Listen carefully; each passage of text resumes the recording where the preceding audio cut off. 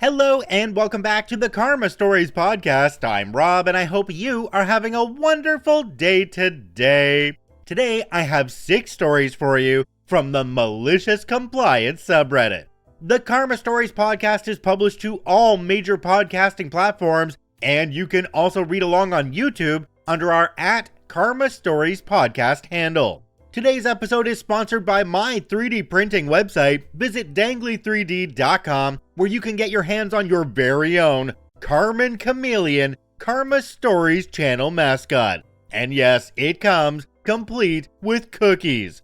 We also have adorable dragons, really cute keychains, and a bunch of fidget toys on the site. Visit us at dangly3d.com. Alright, on to today's stories. Let's jump right in.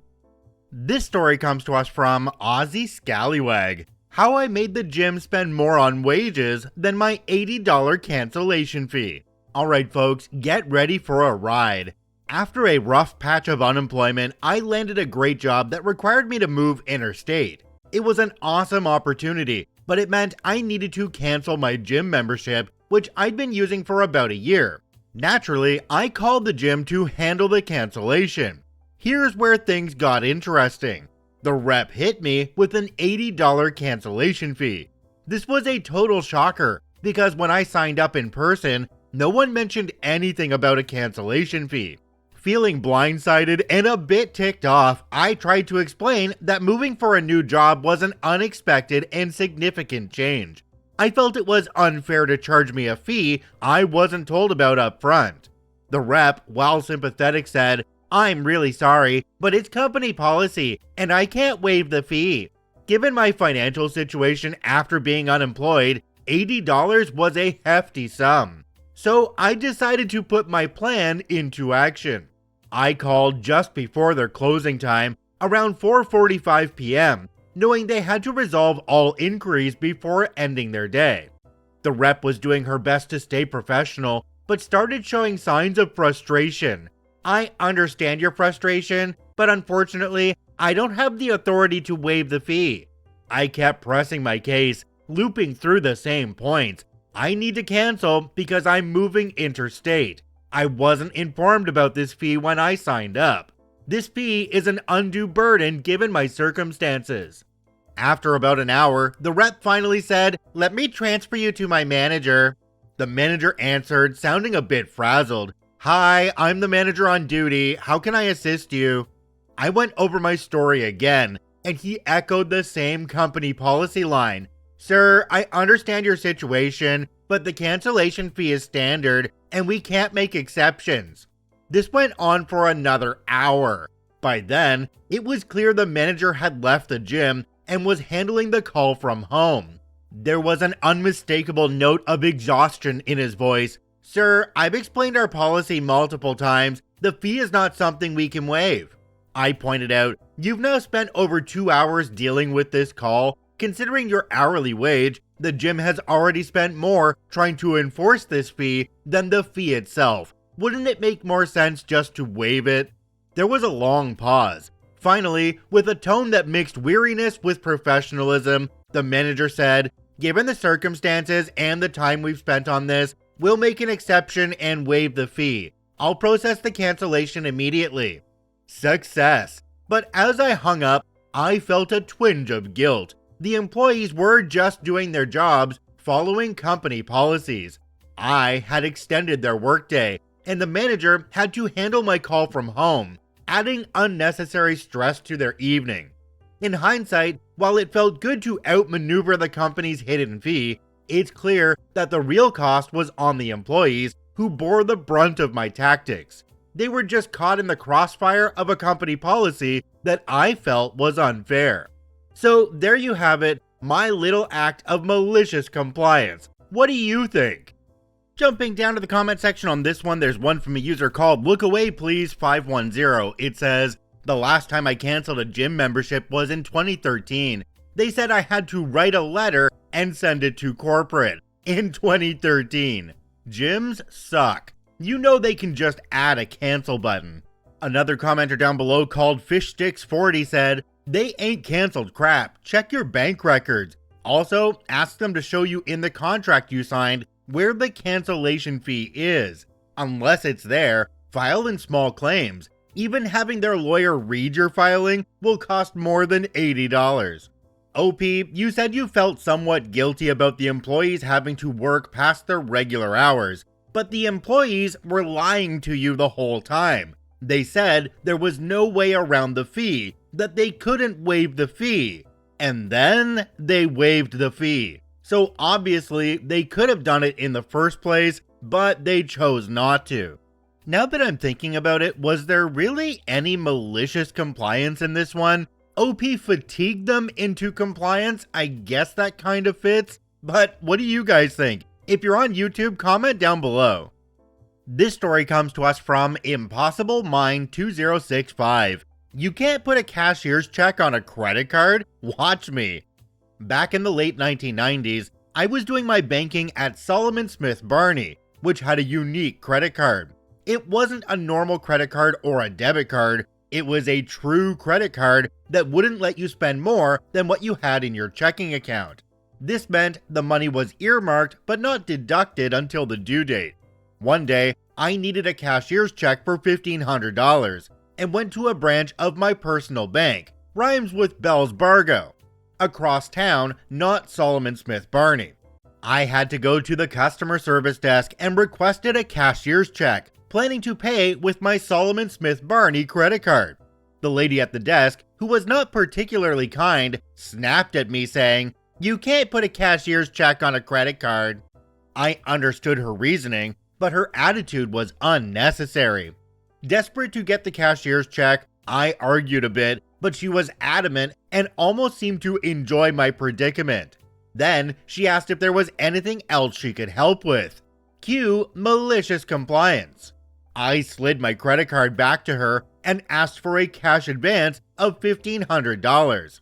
Back then, they used the old manual credit card imprint machines, so she had to go through the tedious process of imprinting my card, getting the paperwork approved, and doling out the cash. Once I had the $1,500 in $100 bills in my hand, she asked if there was anything else she could do. I said, yes, I need a cashier's check for $1,500. She started to repeat her earlier refusal, but stopped mid-sentence when she realized I now had the cash. Dumbfounded, she had no choice but to process my cashier's check. I walked out with the check in hand, feeling very satisfied with outsmarting her and getting what I needed despite her initial refusal. It's a story I've cherished for decades. Jumping down to the comment section on this one, we have one from a user called AshamedAd4508. It says, "Oh man, I can just hear the credit card imprint going back and forth. All that frustration in 2 swipes, or more if it doesn't get it the first time."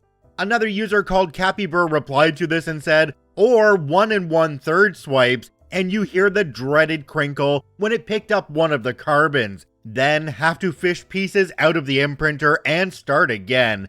Excuse me, my Gen X is showing, and I need to go take a Centrum Silver."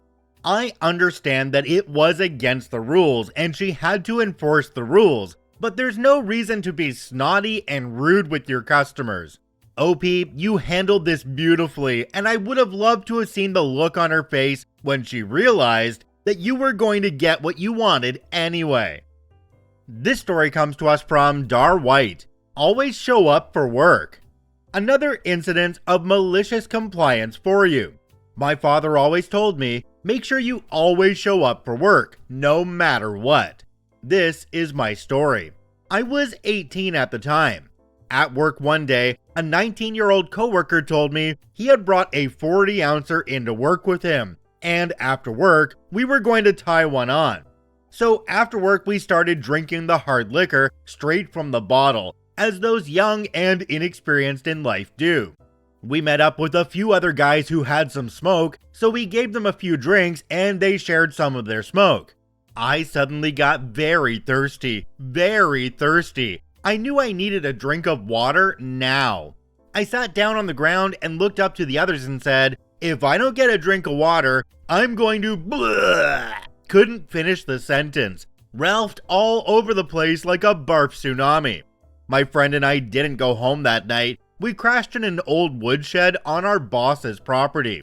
We woke up, went straight to work, no breakfast, no shower, still half cut, still wearing the same clothes we had on the previous day. Imagine what we two must have looked like. Now, with that image in your heads, let me also tell you, our job involved working face to face with the public. We sold ice cream. We drove one of those ice cream carts around the city and sold ice cream to people. I had my cart all loaded up for the day, still 3 sheets to the wind, sitting on my seat, just getting ready to pedal out of the yard, when one of the other ice cream guys looks at me and says, "Honestly, Roger, you're not going out to sell ice cream wearing that shirt." I said, "Why? What's wrong with my shirt?" Then I looked down at myself. Dried puke and vomit all over the front of my shirt. It was more colors than a rainbow thrown in a blender. It was dry, flaking off, there were chunks. A sliced mushroom from a can could be identified just before it fell off my shirt. He caught me just in time.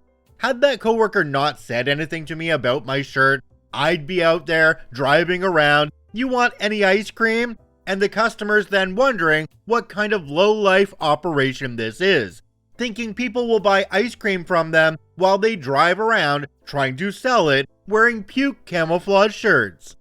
I guess it was a pretty slow day in the Malicious Compliance subreddit because this one doesn't sound like malicious compliance to me either. It kind of sounds like gross negligence with a severe emphasis on the gross part. If I were the boss of that ice cream company and one of my employees came in looking like that, also still 3 sheets to the wind, they would likely be fired on the spot. If not, they would be sent home and have to sleep it off, because that's just not acceptable to go into work like that. This story comes to us from Dr. Penwood.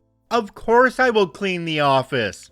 Today, I told my wife I would take care of some household tasks I had put off. After a pretty thorough cleaning of the living room, kitchen, bathrooms, and bedroom, I went and picked up groceries and medications. Feeling satisfied with what I had done so far, I decided to relax on my phone for a bit before doing more. My wife chooses that moment to come in and sees me on my phone, and yells that she has a million things to do and doesn't need me ignoring my task list. Despite me pointing out I had done everything except make dinner, she tells me that I should clean the office. I began doing just that. After putting away my laptop, a small box of hobby supplies, and some notes from my D&D sessions, all I had in the office, I began my malicious compliance. See, my wife keeps every paper and piece of mail that could even remotely be considered needed in the future, and takes copious notes on everything under the sun. This amounts to about 3 good-sized boxes filled with mail, paper, files, and note cards. Dropping off each of the boxes in the living room where she was working, I innocently told her that I would be able to finish cleaning the office once she organized and filed away all the papers, since she is very particular about how she organizes things. So now I'm back on my phone, and she has 2 million things to do and not a leg to stand on.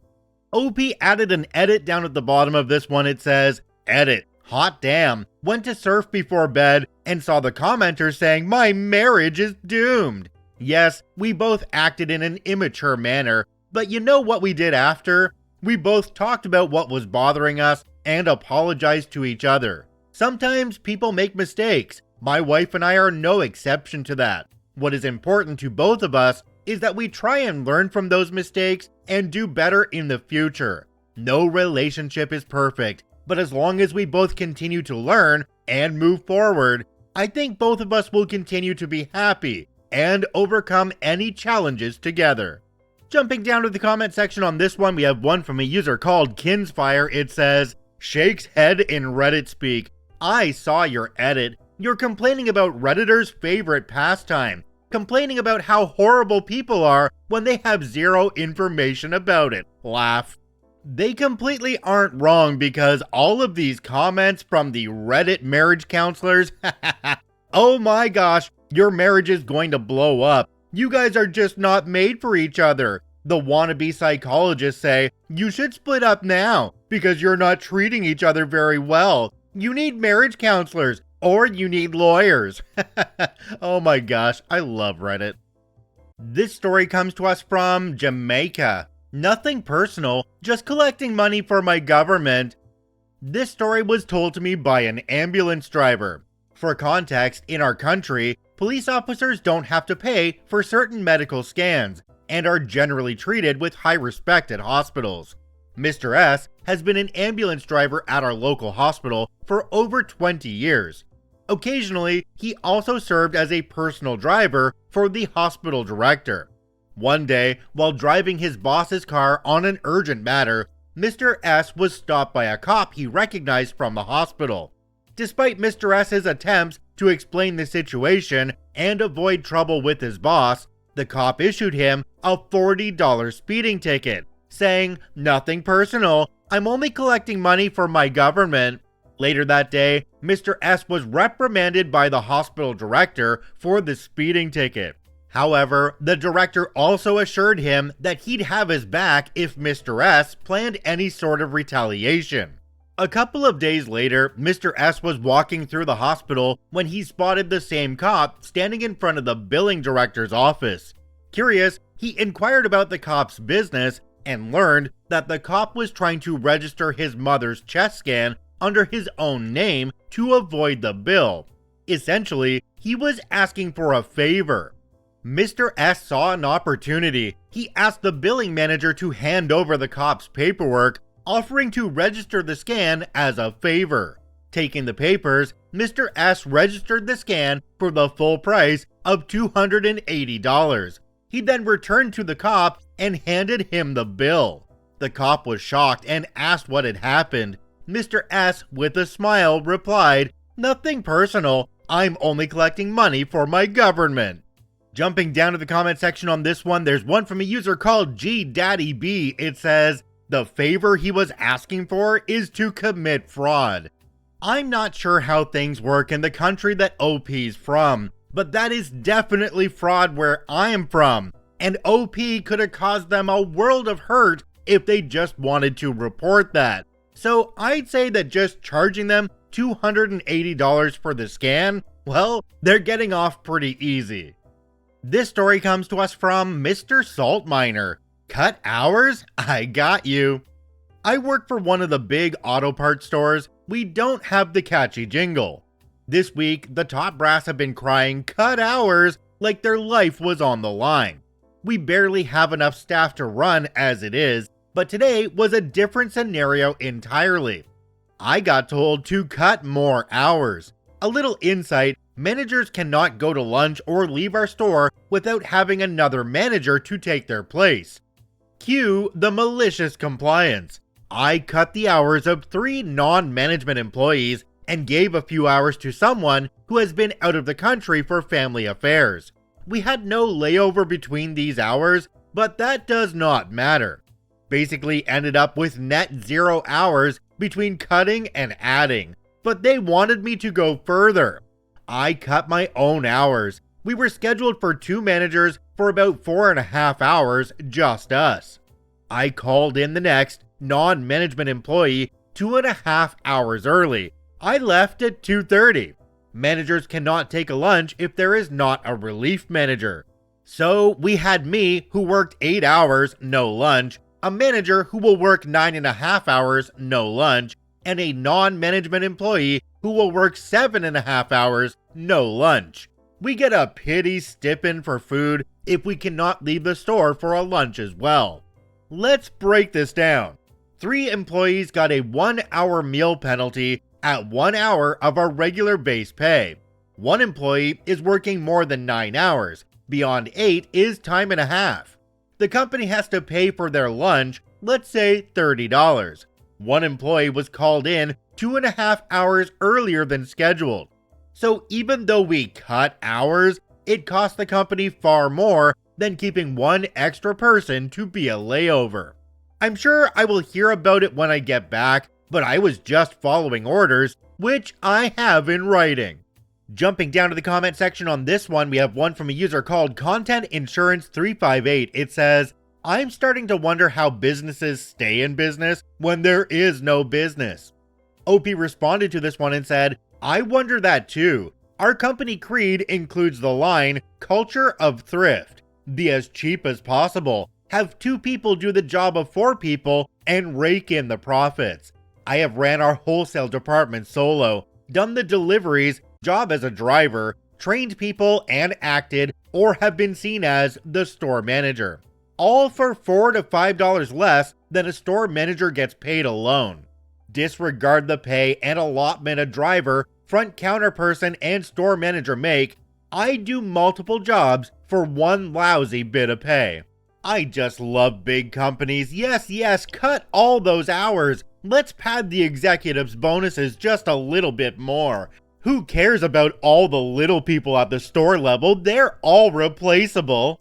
OP, you should have just opened the store later and closed it a little bit earlier just to save those hours that they wanted and lose some sales in the process. Really hurt the bottom line. If you enjoy daily Reddit stories, I encourage you to add us to the favorites on whichever podcasting platform you enjoy the most. And if you're watching and listening on YouTube, please hit that subscribe button and drop a like on the video. It really helps us out.